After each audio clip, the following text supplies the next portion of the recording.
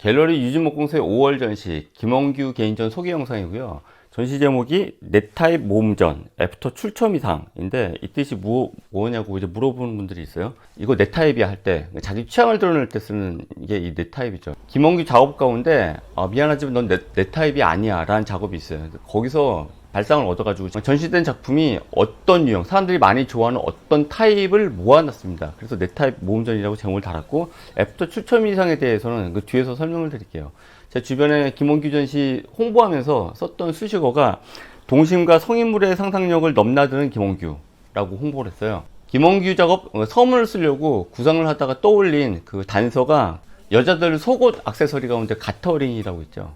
우리나라에서는 허벅지 초코란 말로도 쓰이는데 원래 용도는 스타킹이 흘러내리지 않도록 이 허벅지에 두르는 밴드입니다. 근데 실제로 스타킹을 내려가지 않게 가터링을 하는 경우는 거의 없죠.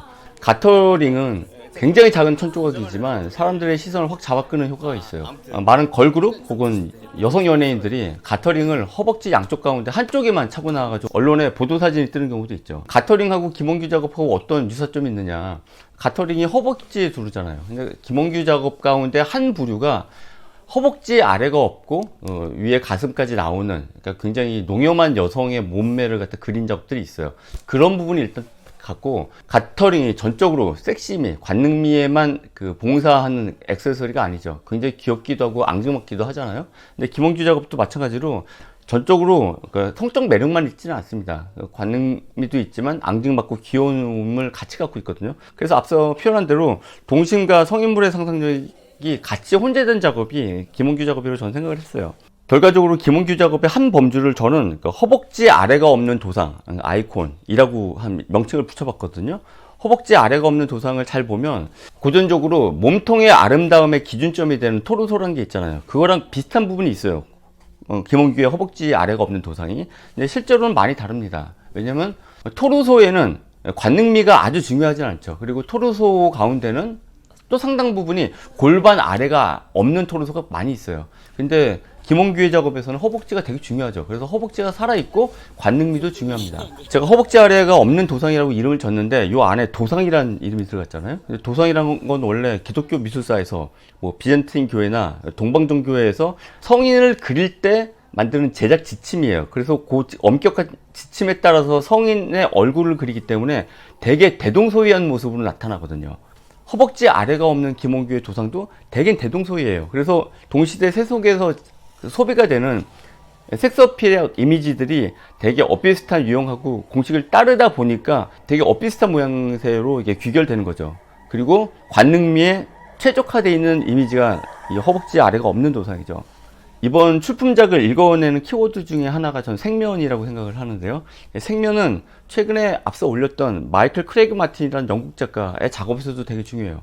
특히 평평한 생면은 현대 시각문화를 구성하는 일종의 공용어와 같거든요. 여기에 윤곽선이 더해지게 되면 정말 강세가 확 찍히는 거죠. 그래서 소구력이 높은 대중광고라든지 아니면 팝아트 작품 보면 평평한 생면에 검정색 윤곽선을 둘러서 상품하고 작품에 마침표로 찍는 그런 공식을 언제나 따르잖아요.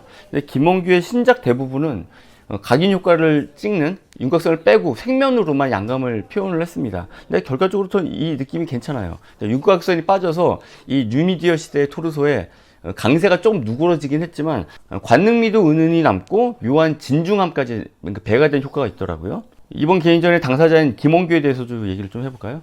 김원규 작가는 아동미술학원의 원장입니다. 그러니까 아이들 그림을 가르치면서 작업을 하는데 그 작업실에 작업을 보러 가게 되면 뭔가 좀 일견 어울리지 않는 두 가지 성질이 이렇게 충돌을 하는 듯한 느낌도 받아요. 왜냐면 애들이 미숙한 솜씨로 그린 초상화나 뭐 우주 여행 그림 같은 것들이 벽에 걸려 있고 어딘가 숨겨놨다 꺼낸 김원규의 작업은 앞서 설명드린 그런 굉장한 관능미를 갖고 있는 도상들이거든요.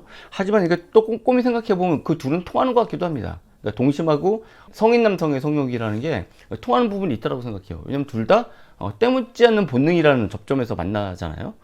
김원규의 작업은 어딜 봐도 일반인 남성의 욕망을 재현한 것이 틀림없는데도 불구하고 자세히 보게 되면 굉장히 사뭇 귀엽게 느껴진단 말이에요. 그 이유도 성인 남성의 욕망이나 동심이나 결국은 본능이라는 접점에서 만나기 때문이 아닐까라고 생각을 해봤어요.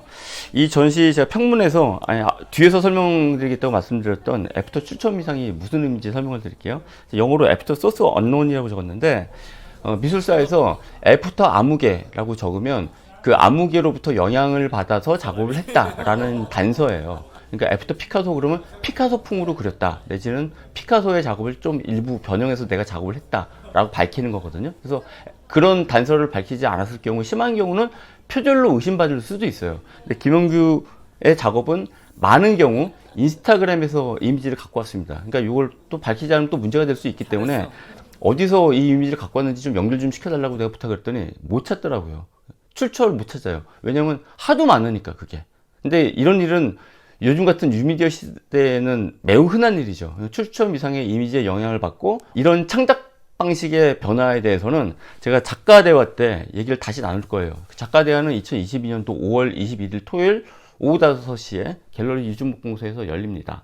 김원규 개인전 넷타임 모음전 애프터 출처 미상은 2022년도 5월 3일부터 5월 31일까지 갤러리 유진목공소에서 열리고 오후 12시부터 오후 6시까지 갤러리 문을 엽니다. 그리고 일요일, 월요일, 공휴일은 문을 닫고요. 전시 오프닝 뒤풀이 장면 영상 이어집니다.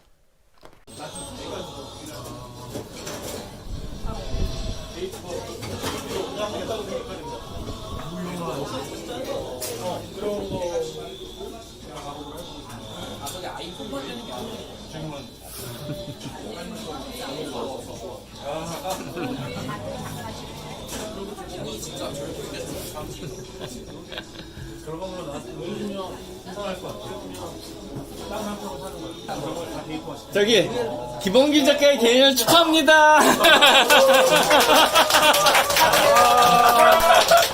첫 개인전. 첫 개인전이에요. 첫 개인전.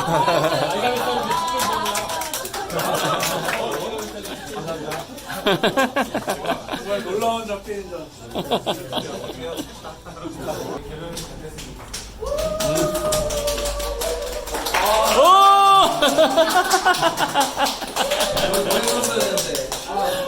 아, 우리 노래 시키는 거 안 한다 그랬잖아. 왜 노래를 왜 시켜? 이게 빨리 하려고 하면 되게 빨리 할 수 있는데 빨리가 붙여놓고 좀 한참 해봐놨다가 물감 사오고 뭐 한번 보고 있어 그러면서 하니까 그러니까 원색 있는 거 다른 회사들 이렇게 물감 막 잔뜩 사놓고 딱 떨어가지고 그냥 툭툭 바르고 소리 갖다 맞추다 보니까 회사 이름으로 도시를 이름을 맞춰놨어요. 살짝 만들어봐 보자. 근데 이제 도쿄가 좀 바텐더 같아. 서쪽에 중간에 되게 일 많이 해서 힘든 바텐더. 여기도 가면 그렇게 하는데 여기 자체는 되게 시급 7,000원짜리 바텐더. 돈 많이 안 줘놓고 짜증나서 지금. 자기는 술을 잘 안 마시는데 나 집에서 제가 하시면 많이 따다 주고 finance에 매일 살리는 내가 할까 하다가 제가 하시길래 영상만 찍으려고 그냥 가만히 있었는데 역시 못 하시는구만. 언제 이렇게 할까 말까 오. 이렇게 된 거는 안 들어봐요.